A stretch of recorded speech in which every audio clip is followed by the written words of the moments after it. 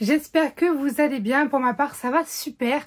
Je suis très heureuse de vous retrouver aujourd'hui avec mon book haul du mois d'avril. Écoutez, on va y aller de suite parce que c'est vrai que ce mois-ci, il y a quand même un petit paquet de livres. Donc, on y va sans plus tarder. Je vais commencer par l'un des livres que j'attendais le plus depuis que j'ai appris sa sortie, puisque je vous parle de Gardien des Cités Perdues, le tome 1. Donc c'est l'édition collector, c'est l'édition qui est illustrée et annotée par Shannon Messenger. Enfin, elle est annotée par Shannon Messenger et c'est aux éditions Lumen. Et donc c'est un coffret pour les 10 ans de la sortie du tome 1. Et c'est trop beau. Donc déjà, le coffret en lui-même, il est canon. Voilà, qu'on se le dise.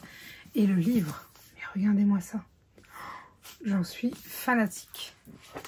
Donc la jaquette, il faut déplier, ça fait un truc super beau. En dessous, c'est un relié classique, mais c'est quand même magnifique. Et on a un magnifique jaspage. Ah, franchement, il est canon. Ah oui, il y a ça aussi. C'est tellement beau. Donc j'avais évidemment déjà Gardien des Cités Perdues, puisque c'est une saga que j'ai depuis des années et des années. Sauf que là, en fait, c'est une édition dans laquelle l'autrice a ajouté des commentaires. Elle a surligné, enfin souligné des passages, etc. Et on a aussi le droit de temps à autre à des illustrations. Du coup, je suis trop fan. Je suis trop contente. J'ai hâte de me faire une relecture de la saga en lisant celui-ci, évidemment, pour pouvoir avoir tous les petits détails. Et on a une pochette avec plein de petits goodies, donc notamment des illustrations. Voilà. Je vous les montre pas toutes, mais j'en montre quelques-unes. Je vais y arriver, je voulais vous montrer. Voilà. Alors, vous voyez, c'est trop beau. J'ai trop hâte d'avoir ma pièce bibliothèque plus tard pour pouvoir faire un petit coin Gardien des Cités Perdues et les accrocher. Et on a eu d'autres goodies. On a eu les petites cartes à l'effigie des personnages. Donc derrière, on a toutes leurs spécialités, etc.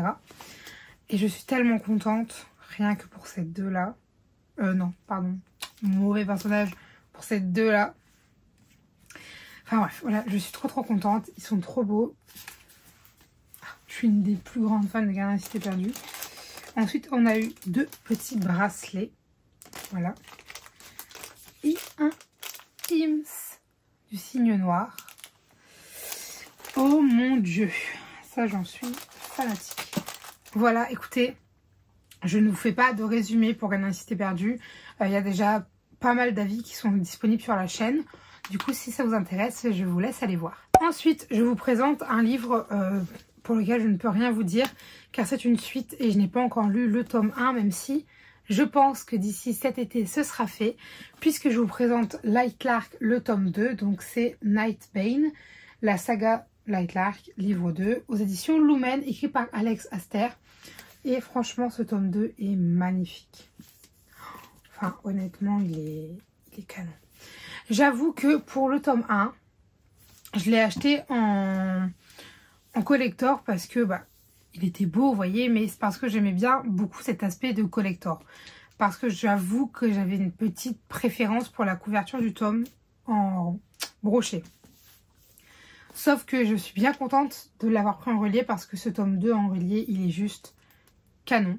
Et du coup, j'ai hâte, j'ai failli lire, j'ai hâte de pouvoir le lire. Ensuite, je continue avec un livre où je ne vais encore rien pouvoir vous dire, car c'est le dernier tome d'une trilogie et je n'ai lu que le premier tome. Donc, c'est un petit peu compliqué. Mais j'ai reçu un duel avec le Seigneur Vampire. D'ailleurs, je dis une trilogie, mais je crois qu'il y a un tome 4. Donc, peut-être pas une trilogie en fait. Donc, aux éditions Big Bang. Et là, il y a une scène bonus inédite. Et c'est par Elise Kova. Et il est vraiment trop beau. Alors, dans mon souvenir, on peut les lire indépendamment. Non, s'il y a un ordre. En fait, c'est même pas vraiment marqué. Mais c'est Married to Magic, le nom de la saga. Et c'est vrai qu'il y a un ordre sur Libradic. Mais après, peut-être que c'est le genre de saga où on peut lire indépendamment. Je ne sais pas, dans le doute, je vais d'abord lire Une danse avec le prince Faé. Et après j'irai lire, parce que le tome 1 du coup c'est un pacte avec le roi elfe. Le tome 2, une danse avec le roi, avec le prince paillé. Et le tome 3, un duel avec le seigneur vampire. Voilà. Donc ça a l'air ma foi trop bien cette saga. J'avais adoré le tome 1. J'ai hâte de lire le tome 2. Et maintenant j'aurai le tome 3 qui m'attend. Ensuite j'ai acheté, et ça j'en suis trop contente parce que je l'ai vu passer de partout. Et ça me faisait un petit peu mal de ne pas l'avoir. Et un jour j'ai craqué. Je l'ai acheté. Puisque je vous parle de La Malédiction des Roses de K.F. Breene aux éditions Lost Kingdom dans la collection... Non, c'est bon. Non, c'est aux éditions Bookmark dans la collection Lost Kingdom. Et c'est le tome 1 de Dark Fairy Tale. C'est une réécriture de conte. Et c'est tout le principe de cette saga. Mais c'est dans le titre, c'est une réécriture sombre. Alors... à ce que j'ai compris, il y avait beaucoup de scènes de sexe. Je suis en mode, le livre n'est déjà pas très long. Il fait à peine 300 pages, à peine 320 pages. C'est vrai que c'est un objet livre qui est magnifique, ça je ne le nie pas. Et du coup, c'est une réécriture du conte de La Belle et la Bête. Je vais vous lire le petit résumé. Une réécriture très haute et délicieusement sombre de La Belle et la Bête. La Bête, la créature qui hante la forêt interdite et mes pires cauchemars. Le prince dragon. Afin de sauver ma famille d'une malédiction qui tue tout le royaume à petit feu, je me vois dans l'obligation de m'infiltrer sur le territoire de la Bête. Ce ne sera pas la première fois, j'en suis toujours ressortie. Mais cette fois sera différente. Devenue sa prisonnière, je découvre que derrière la Bête se cache un homme puissant, inquiétant et difficile. Il est le dernier métamorphe. Mais sera-t-il notre sauveur à tous? Pour ma part, j'ai bien peur qu'il ne signe ma perte. Pour un public averti, hashtag sexy, hashtag dark, hashtag romance. Je pense que tout est dit dans les petits hashtags, mais ça a l'air trop bien. Là, j'ai un ou deux autres livres de précommandés dans cette édition, parce qu'ils ont l'air super bien. En plus, j'adore la mise en page. Enfin, j'adore. Disons que j'aime bien. Déjà, regardez, il y a quand même un travail éditorial magnifique. Et c'est écrit quand même assez gros, même si les pages sont pleines. C'est pas écrit petit, vous voyez. Enfin bref. Du coup, voilà, celui-ci s'ajoute à ma pile à lire, mais je pense qu'il n'y restera pas longtemps. Parce que là, quand je vous filme, on est le 6 mai. Et mes partiels sont la semaine prochaine. Donc cette semaine, ça va être de la révision, principalement. Et la semaine d'après, les partiels. Et la semaine où j'ai fini les partiels, lecture et lecture. Encore et encore. Voilà tout. Du coup, je pense qu'il va y avoir quand même pas mal de livres qui vont sortir de la palle. Là, je vais quand même continuer de lire un petit peu, mais ce sera pas autant que si j'avais pas de partiel à réviser. Voilà tout. Je continue à nouveau avec un livre dont je ne peux rien vous dire car je n'ai toujours pas lu le tome 1. Et ça, c'est totalement ma faute. Puisque je vous parle du tome 2 de L'Engrange-Temps. Il n'y a pas de titre précis, c'est marqué L'Engrange-Temps, tome 2, voilà. Oh, j'allais me spoiler, mais regardez-moi cette... Je cache le texte. J'adore cette édition. Oh là là là là. Le jazz page est magnifique. Tout est trop beau en fait.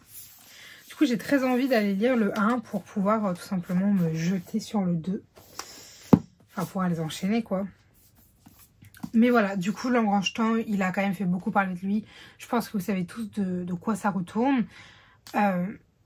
Mais du coup, voilà, j'ai le tome 2. Donc, je pense que je ferai en sorte de lire les deux d'affilée. Voilà. Je continue avec un livre que j'ai acheté. Alors, c'est un livre que j'ai déjà lu il y a très longtemps, mais que j'ai envie de relire depuis maintenant quelques temps. Et j'avais une ancienne version, que d'ailleurs, j'ai été vendre à Easy Cash, puisqu'ils ont ressorti des nouvelles. Et du coup, je me suis dit, eh bien, pourquoi pas. Je me suis racheté Autre Monde de Maxime Chatham.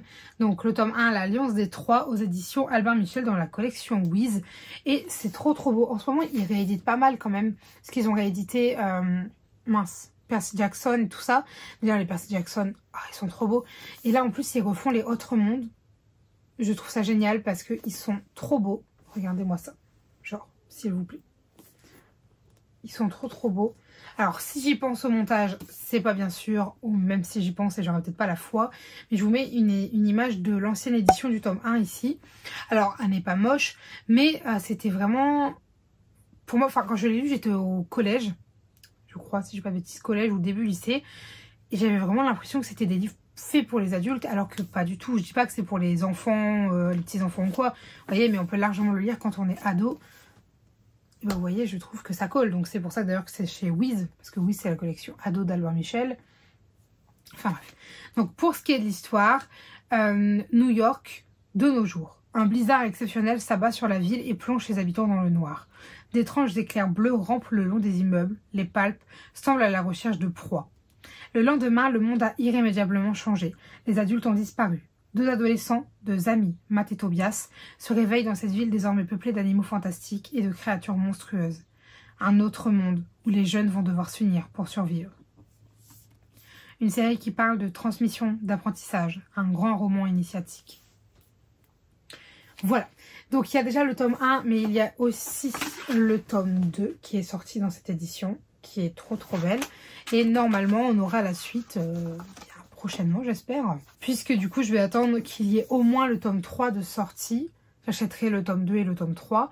Et je me relirai, puisque en gros, c'est 2 trilogies. Enfin, c'est le tome 1, le tome 2, le tome 3, c'est la première partie. Après, on a le tome 4, 5, 6. On a le tome 7 et on a la Genèse. Je crois, si je ne dis pas de bêtises.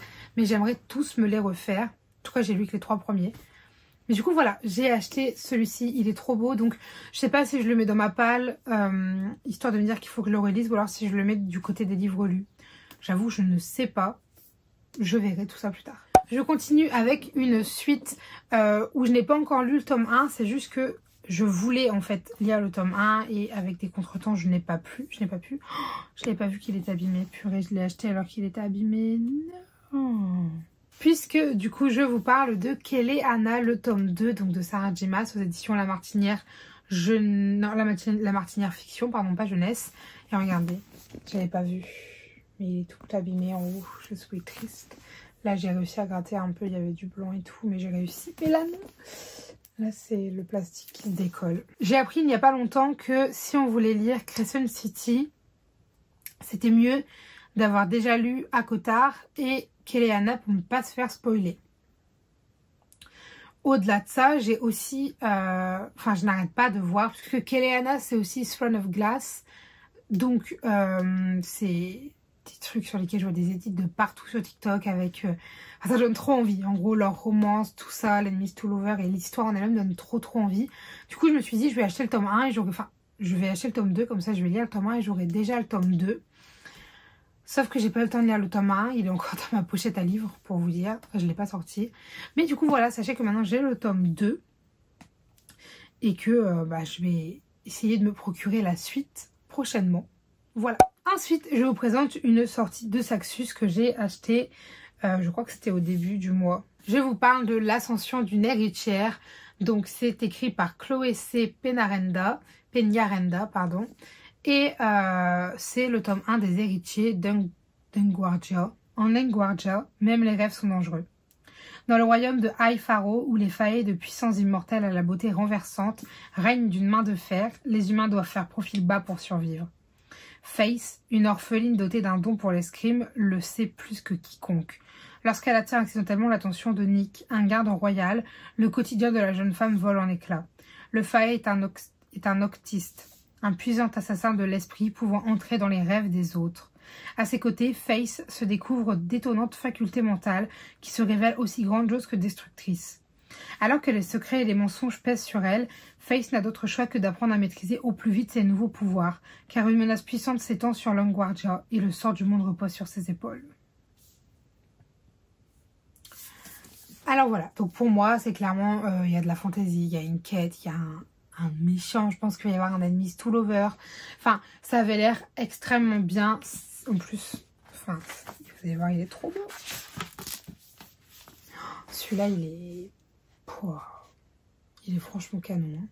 Hein. On a une carte, en plus de ça. Et nous avons une arme, un rêve, un héritage. Et il nous fait à peu près 450 pages. Voilà. Donc, ça fait toujours un de Saxus de plus dans ma palle, qui en déborde déjà. Mais il a vraiment l'air trop bien et j'aimerais bien le passer cet été. avoir mon rythme de lecture. L'avant-dernier livre de ce book haul, je ne vais pas vous en parler trop longtemps car c'est une suite. J'ai personnellement lu le tome 1, je vous l'ai chroniqué d'ailleurs, c'est la dernière vidéo en date sur la chaîne, puisque je vous parle du règne des chimères, donc le tome 2 des royaumes immobiles, écrit par Ariel Halls aux éditions Slalom. Donc le tome 1, si vous voulez en savoir plus, comme je vous le disais, j'ai fait un avec lecture, donc je vous laisserai aller le voir. Mais pour ce qui est de l'univers, enfin de la grosse trame plutôt, on va dire, dans le tome 1, on avait donc une épreuve pour gagner un trône. Il y a de la magie, il y a une quête de pouvoir, il y a une malédiction, il y a compétition. Et puis globalement, ça vous donne déjà une très bonne idée de ce qui s'y passe. C'était trop bien. Il y avait plein de rebondissements, je me suis pas ennuyée à un seul moment et tout. Du coup, c'est vrai que quand je l'ai terminé, je me sentais un peu frustrée de ne pas avoir la suite. Donc je l'ai acheté, mais je ne l'ai pas encore lu. J'aimerais bien.